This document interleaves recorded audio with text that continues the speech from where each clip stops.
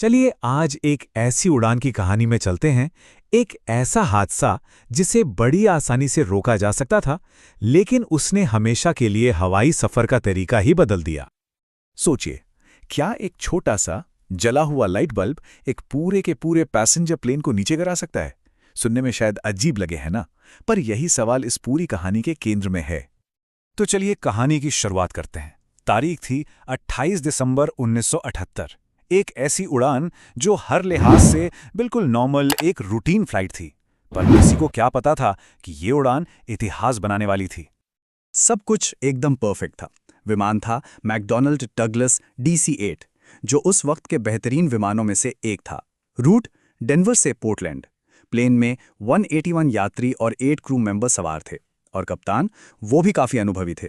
यहाँ तक कि मौसम भी एकदम साफ, मतलब दूर दूर तक किसी गड़बड़ी का कोई नामो निशान नहीं था। लेकिन जैसा कि अक्सर होता है, बड़ी आपदाओं की शुरुआत बहुत छोटी चीज़ों से होती है। और यहाँ भी जैसे ही विमान अपनी मंजिल पोर्टलैंड के पास पहुंचा, एक छोटी सी तकनीकी खराबी सामने आई। एक ऐसी खराबी जिसने सब कुछ बदल कर रख दिया। हुआ ये कि लैंडिंग की तैयारी के दौरान लैंडिंग गियर की जो इंडिकेटर लाइट होती है, वो जली ही नहीं। अब कॉकपिट में बैठे क्रू के लिए ये एक बड़ी उलझन थी। उन्हें कंफर्मेशन ही नहीं मिल रहा था कि प्लेन के पहिए नीचे आए हैं और लॉक हुए हैं या नहीं। तो कप्तान ने फैसला किया कि वो एयरपोर्ट के पास ही होल्डिंग पैटर्न में, यानी आसमान में चक्कर लगाते रहेंगे, जब तक कि वो इस प्रॉब्लम को समझ नहीं लेते। और देखा जाए तो ये एक समझदारी भरा फैसला लगता है ना? लेकिन यही फैसला अनजाने में तबाही की ओर पहला कदम साबित हुआ। अब फोकस कॉकपिट के अंदर शिफ्ट होता है, जहां तनाव धीरे धीरे बढ़ रहा था। कप्तान का पूरा ध्यान सिर्फ एक चीज पर था, वो लैंडिंग गियर की लाइट। और इस एक चीज पर वो इतना ज्यादा फोकस हो गए कि एक बहुत बड़े और जानलेवा खतरे को वो देख ही नहीं पाए। और समय वो किसी के लिए नहीं रुकता। देखते ही देखते 10 मिनट बीत गए। क्रू बस लैंडिंग गियर की जांच में लगा रहा। 20 मिनट बाद पहली बार फ्यूल को लेकर चिंता जताई गई। 30 मिनट हो गए, लेकिन कप्तान का ध्यान अब भी सिर्फ गियर पर ही अटका हुआ था। और पूरा 1 घंटा बीत जाने के बाद फ्यूल की हालत बेहद नाजुक हो चुकी थी। कॉकपिट में बैठे को पायलट और फ्लाइट इंजीनियर बार बार कह रहे थे फ्यूल कम हो रहा है। वो कप्तान को आगाह करने की कोशिश कर रहे थे, लेकिन उनकी आवाज़ जैसे सुनी नहीं जा रही थी।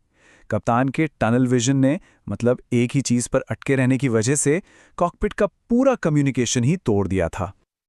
और फिर वो पल आ ही गया। वो पल जब उस 1 घंटे की लापरवाही का नतीजा सामने आना था।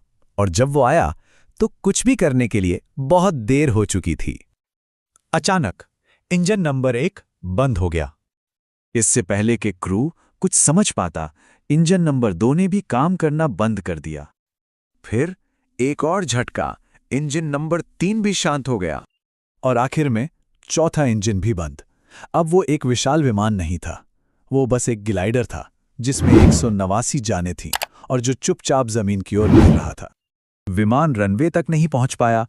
पोर्टलैंड के एक रिहायशी इलाके में क्रैश हो गया। इस हादसे में 10 लोगों ने अपनी जान गंवा दी। लेकिन कभी-कभी सबसे बड़ी त्रासदियों के मलबे से ही सबसे बड़े सबक निकलते हैं। और इस हादसे ने दुनिया को एक ऐसा ही सबक सिखाया।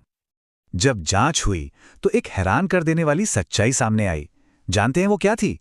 लैंडिंग गियर में कोई खराबी थी ही नहीं, वो बिल्कुल ठीक था।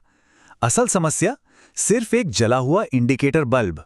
सोचिए, बस एक मामूली सा बल्ब, जिसकी वजह से ये पूरी तबाही हुई, क्योंकि उसने कप्तान का ध्यान 1 घंटे से भी ज्यादा वक्त तक भटकाए रखा। फ्लाइट 173 के इस नाकामी ने एविएशन की दुनिया में एक क्रांति को जन्म दिया। एक नया कॉन्सेप्ट सामने आया, जिसे कहते हैं क्रू रिसोर्स मैनेजमेंट, या शॉर्ट में CRM। CRM ने कॉकपिट के अंदर का पूरा कल्चर ही बदल दिया। अब कप्तानी सब कुछ नहीं था। यह तय किया गया कि क्रू का हर सदस्य, चाहे वो को पायलट हो या फ्लाइट इंजीनियर, उसकी बात सुनी जाएगी, उसका इनपुट जरूरी होगा। इस सिस्टम ने टनल विजन जैसी खतरनाक चीज को रोका। और आज यही CRM दुनिया भर की एयरलाइंस में एक स्टैंडर्ड प्रैक्टिस है, जिसने अनगिनत जानें बचाई हैं। तो यूनाइटेड 173 की कहानी सिर्फ एक प्लेन क्रैश की कहानी नहीं है, ये इंसानी फितरत का एक सबक है। ये सोचने में मजबूर करती है कि जब हम किसी गलत समस्या पर बहुत ज़्यादा ध्यान लगा देते हैं तो हम कौन सी ज़रूरी और शायद जानलेवा बातों को नज़रअंदाज कर जाते हैं।